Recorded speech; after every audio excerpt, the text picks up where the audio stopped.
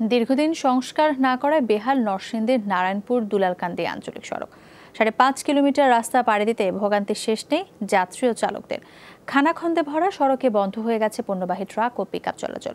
কৃষিপণ্য পরিবহনে গুনতে হচ্ছে বাড়তি খরচ। বেলাবো উপজেলার নারায়ণপুর ও দুলালকান্দি ইউনিয়নের মধ্যে যোগাযোগের সুবিধার্থে 2 দশক আগে নির্মাণ করা হয় ৫.৫ কিলোমিটার সড়কটি।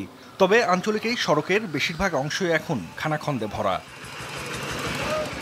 স্থানীয়রা জানায়, নির্মাণের পর এই রাস্তায় বড় কোনো সংস্কার কাজ হয়নি।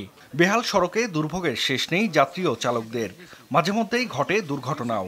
রাস্তার অবস্থা খুবই নাজুক, এটা দিয়ে চলাফেরা করা একবারেই দুর্ভোগ পোহাতে হয়। আর গাড়ি চালানো যায় না, গাড়ি ভাঙে যায়, তারপরে আপনার মানুষের কষ্ট, মানুষের ভোগান্তি। 12 বছর বা 15 বছর এরকম হইব, এই রাস্তার কোনো উন্নয়ন নাই।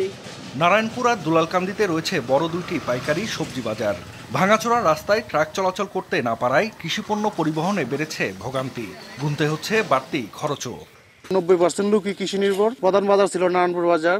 এর নারায়ণপুর বাজারে যাইতে হলে এলাকার লোকদেরকে 4-5 কিলোমিটার ঘুরে তারপর বাজারে যাইতে হয়, যেখানে তাদের যাতায়াত খরচ বেড়ে যায়। আমরা সরকারের কাছে ভাত কাপড় চাই না, আমরা রাস্তা ভালো চাইলে আমরা কাজ করে খাবো। সড়কটি সংস্কারের জন্য এরই মধ্যে দরপত্র আহ্বান করা হয়েছে বলে জানিয়েছেন সড়ক বিভাগের নির্বাহী প্রকৌশলী। এই বছর প্রায় 60 লাখ টাকা আমরা এই সড়কটি মেরামত করার জন্য দরপত্র ইতিমধ্যে আহ্বান করা হয়েছে। আশা করা যায় 1-1.5 মাসের মধ্যে ওখানে আমরা প্রথম 2 কিলোমিটার সড়ক মেরামত করে দিতে সক্ষম। 12 ফুট চওড়া আঞ্চলিক এই সড়কটি প্রশস্ত করারও দাবি জানিয়েছেন স্থানীয়রা। জাহিদ হাসান, যমুনা নিউজ।